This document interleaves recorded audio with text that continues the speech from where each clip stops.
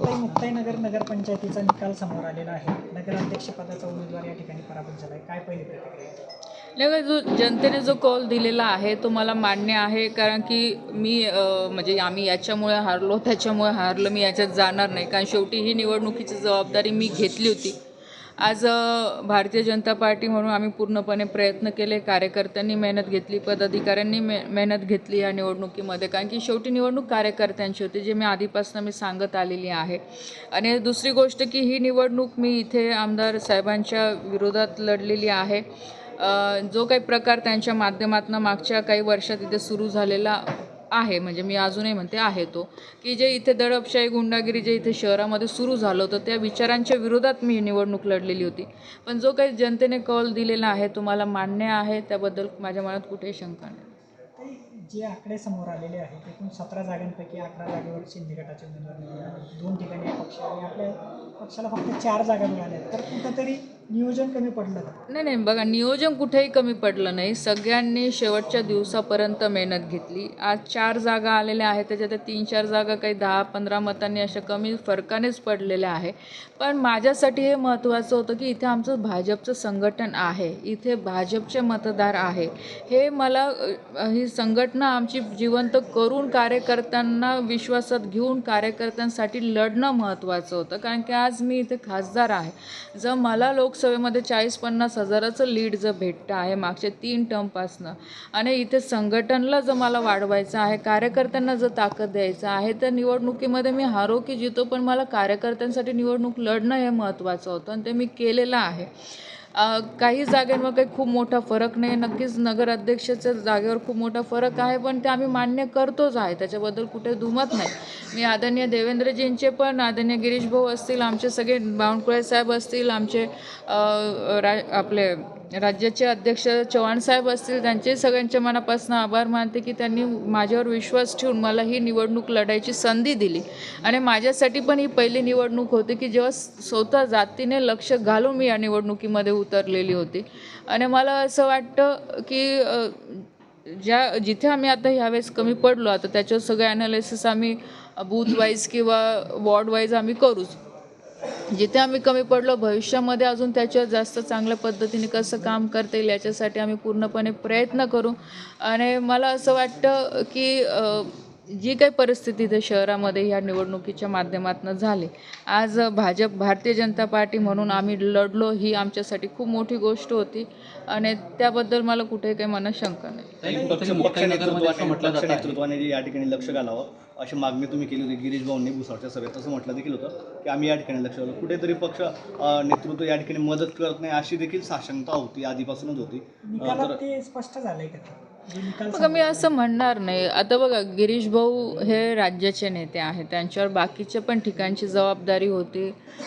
त्यांचं फोनवर माझ्याशी बोलणं चालू होतं, ते कार्यालयाच्या उद्घाटनला पण येऊन गेले.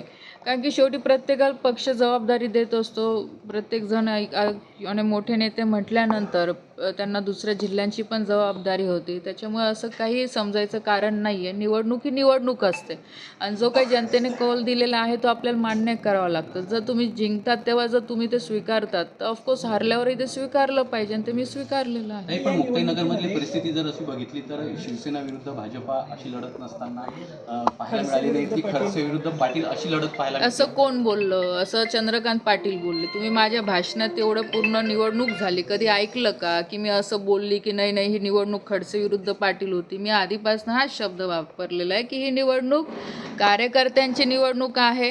ही कार्यकर्त्यांसाठी मी या इलेक्शनमध्ये उभी आहे.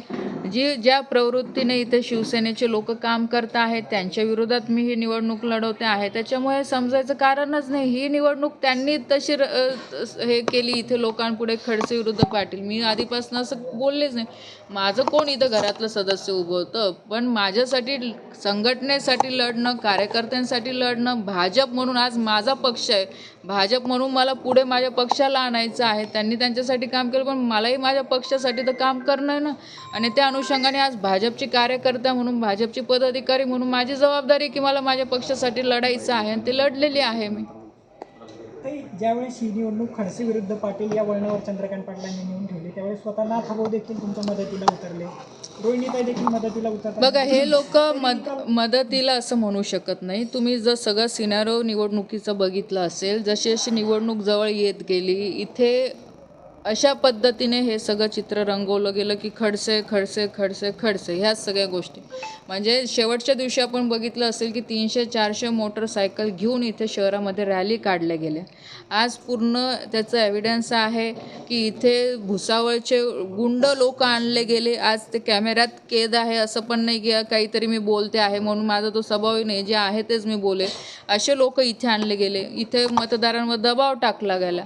आणि ज्या शेवटच्या दिवशी जेव्हा मी 17 नंबर प्रभागामध्ये गेली, माझ्या गाडीला पूर्ण घेरलं गेलं. तिथे असेल नसेल सगळ्या गोष्टी बोलल्या गेल्या. आणि म्हणून खडसे साहेब त्यावेळेस बाहेर निघाले, बघितलं की बाबा ही परिस्थिती काही योग्य नाही आहे. कारण याच्या आधी कोणत्याच निवडणुकीमध्ये अशा पद्धतीचं वातावरण इथे झालं नाही. पण तुम्हीसुद्धा बघितलं असेल, तुम्ही सगळी मीडिया तिथे होती की 2 वाजेनंतर इथं कशा पद्धतीने वातावरण झालं. आणि जर असं होत असेल तर ठीक आहे, आज मी पण घरातली सदस्य आहे, त्यांनाही वाटलं असेल की कुठे ना कुठे ते चुकीचं होतं तर पुढे आले. पण इथे राष्ट्रवादी इथे नव्हती. ही निवडणूक आम्ही भारतीय जनता पार्टी म्हणून लढलेलो आहोत आणि भारतीय जनता पार्टी म्हणून ह्या निवडणुकीची जबाबदारी मी घेते. नाथाभाऊ ज्यावेळेस या निवडणुकीमध्ये भाजपच्या बाजूने सक्रिय झाले, तर काही याचा परिणाम मतांवर झाल्याचं वाटतं का तुम्हाला? भाजप कुठे नाथाभाऊ सक्रिय झाले हो? तुम्ही मला असं दाखवून द्या. मी तुम्हाला तेच सांगते की शेवटच्या क्षणात जर गोष्ट जर घरातल्या एखाद्या सदस्यावर जर येत असेल तर ठीक आहे, प्रोटेक्ट करणं आज घरातलं बघा, पक्ष हा पक्षाच्या ठिकाणी. पण जर शेवटच्या दिवशी ह्या लोकांनी असं चित्र रंगवलं होतं ना, अशा पद्धतीने जे सगळं टार्गेट करणं चालू होतं, तर एक ठीक आहे, घरातलं सदस्य म्हणून त्यांना पुढे येणं कर्तव्य त्यांचं, ते आले, त्याच्यात चुकीचं काय आहे? पण राष्ट्रवादी ते राष्ट्रवादीचं आहे, त्यांनी राष्ट्रवादीचं का नाही लढवलं हे त्यांच्याकडे कारणं असतील. पण आज मी भारतीय जनता पार्टीचंच मी जबाबदारी घेते आहे ना. आणि भारतीय जनता पार्टी म्हणून मी आज समाधानी आहे की आज आम्ही लढणं महत्त्वाचं होतं. माझं संघटन मला इथे वाढवायचं आहे, आज माझा पक्ष मला वाढवायचा आहे आणि त्यासाठी आम्ही ते कार्य केलेलं आहे. आणि भविष्यामध्ये अजून आम्ही प्रयत्न करू की जिथे आता आम्ही कमी पडलेलो आहोत, अजून लोकांचा विश्वास आमच्यावर कसा वाढेल याच्यासाठी भविष्यात मी प्रयत्न करेल की जेणेकरून अजून भविष्यात आम्हाला विजय मिळेल. ते मुक्ताईनगर पाठोपाठ वरणगावच्या निकालावर जर आपण नजर टाकली तर जे भाजपचे कार्यकर्ते होते त्यांनी बंडखोरी केली सुनील काळे, त्यांच्या विजयाची एक बातमी समोर येते. एकंदरीत तिकडे संजय सावकारे असतील, तुम्ही असतील, पक्ष नेतृत्व म्हणून तुमच्याकडे जबाबदारी होती, पण अपक्ष उमेदवार त्या ठिकाणी बाजी मारते. म्हणजे त्यांनी देखील ज्यावेळेस बघा, भुसावळ आदरणीय संजू भाऊंवर जबाबदारी होती, कारण ते तिथले आमदार आहे, मंत्री आहे. नक्कीच तो माझा लोकसभेचाही मतदारसंघ येतो. मी पण तिथे प्रचाराला गेली होती. सुनील काळेंचा जो विषय आहे, त्यांचं सुरुवातीपासून माझ्यावर आरोप राहिलेला की मी तिकीट कापलेलं, जेव्हा की माझं कुठेही संबंध नव्हता. मी तिथे भाषणात पण सांगितलं की सुनील काळेने ज्या दिवशी माझ्या विरोधातला जो चुकीचा व्हिडिओ व्हायरल केला, त्या दिवशीच सुनील काळे हा नक्कीच चांगला कार्यकर्ता होता भाजपचा, याच्याबद्दल कुठे शंका नाही. आम्ही त्याला तेवढंच जवळचं मानायचो. पण जो काही मधल्या काळात लोकसभेच्या वेळेस त्याने, मी कधी बोलली नाही पण आज बोलते, आम्ही जो काही प्रकार केला होता, नक्कीच त्या गोष्टीवर मी नाराज होती. कारण की जे जसं केलेलं होतं तसं कुठेही तसं काही नव्हतं. आणि जर तसं असतं तर कदाचित मी आज इथपर्यंत पोहोचले नसते. पण ठीक आहे, मी असं पण ऐकलेलं आहे की त्यांना कोणीतरी करायला लावलं होतं. जे काय असेल नसेल त्या गोष्टी त्यांच्याकडे. पण त्या दिवसापासून मी सुनील काळे हा विषय सोडला. मी कधीही सुनील काळेबद्दल कधी बोलली नाही. त्यांना ते कसं माझ्याबद्दल वाटतं तो त्यांचा व्यक्तिगत विषय आहे. सुनील काळेला तिकीट द्या, सुनील काळेला तिकीट देऊ नका, ह्या संदर्भातला माझं कोणाशी बोलणं झालेलं नाही आहे. ना संजू भाऊशी झालं, ना गिरीश भाऊशी झालं. कारण की शेवटी तो त्यांचा मतदारसंघातला विषय, कारण की एक जळगाव जिल्ह्याची जबाबदारी संजू भाऊंकडे होती. तर ऑफकोर्स त्यांचा मतदारसंघ आहे. माझ्यापेक्षा जास्त त्यांना कळतं की तिकीट कोणाला दिलं पाहिजे, नाही दिलं पाहिजे. काही सामाजिक कॅल्क्युलेशन होते, ते वेगळे विषय होते. आणि त्यामुळे आज सुनील काळे काही म्हणत असेल, त्याला तथ्य नाही की मी मान्य करत नाही. त्यांना काय जे बोलायचं ते बोलू द्या, मी त्या विषयात जात नाही. कारण की माझा हा स्वभाव नाही आहे. कारण प्रत्येकाचं मत आपला विषय वेगळं असतं. त्यांनी त्यांच्या हिशोबाने चालावं. आणि तिथला निकाल त्यांच्या बाजून लागला नाही लागला अजून काही मी बघितलं नाही. पण आज भारतीय जनता पार्टी म्हणून तिथे आज पक्षाने सगळे उमेदवार उभे केलेले होते. आणि आता निकाल जो येईल तो आपल्या पुढे येईलच. ताई, तुम्ही म्हटले की गिरीश भाऊंवरती इतर जिल्ह्यांची देखील जबाबदारी होती. मात्र जर गिरीश भाऊ आले असते, सभा घेतली असती, तर काही निकालावरती परिणाम झाला असता, सकारात्मक निकाल लागला. होऊ शकलं असतं. बघा आता शेवटी नेता हा नेता असतो, की नक्कीच ते आले असते तर फायदा होऊ पण शकला असतं, असं आपण काही सांगू नाही शकत. बघा शेवटी हारल्यावर 100 कारणं बाहेर निघतील, जिंकल्यावर मग असंही झालं असतं की बाबा की गिरीश भाऊ आले नाही तरी तुम्ही जिंकले, असंही झालं असतं. असं काही नसतं. शेवटी निवडणूक आहे, जो जनतेने कौल दिला तो मान्य आहे. हार जीत आहेच, सगळीकडे आहेच. असं नाही की आज भाजप कुठे हारलेलं आहे, कुठे जिंकलेलं आहे, आणि निवडणूक आहे याच्यामध्ये. म्हणजे मी तरी असं काही खूप म्हणजे ज्या पद्धतीने सगळे विचार करू लागले हारलं म्हणजे काय, असं काही नाही. निवडणूक आहे, हार जीत चालू असते. आज नक्कीच मी माझ्या सगळ्या उमेदवारांचे पण मी आभार मानते की त्यांनीसुद्धा ताकदीने पूर्ण ही निवडणुकीला फेस केलं. कार्यकर्त्यांनी खूप चांगली मेहनत घेतली, पदाधिकाऱ्यांनी मेहनत घेतली. एन मुमेंटवर आमचं ठरलं की भाजप म्हणून आम्ही लढायचं. आणि आज भाजप म्हणून आज आम्ही प्रत्येक बूथवर गेलो, प्रत्येक वॉर्डमध्ये गेलो, प्रत्येक घराघरापर्यंत पोचलो. हेच आमच्यासाठी महत्त्वाचं आहे, म्हणजे माझ्यासाठी तरी महत्त्वाचं. कारण की पक्ष हा मला वाढवायचा, पक्षासाठी मला काम करायचं, आणि भविष्यामध्ये अजून करू, अजून तर खूप वर्ष घ्यायची. ताई, आता शेवटचा प्रश्न. नगरपंचायत निवडणुकीनंतर आगामी काळामध्ये जिल्हा परिषद पंचायत समितीचा निवडणुका असेल, शिंदे गटाचं जुळवून घेतलं जाईल की अंतरात राहील? बघा इथे आता इथली परिस्थिती वेगळी. मी तुम्हाला आधी सांगितलं की इथे चंद्रकांत पाटीलने आधीपासून हे कधीच सांगितलेलं नाही की आम्ही सेना भाजप.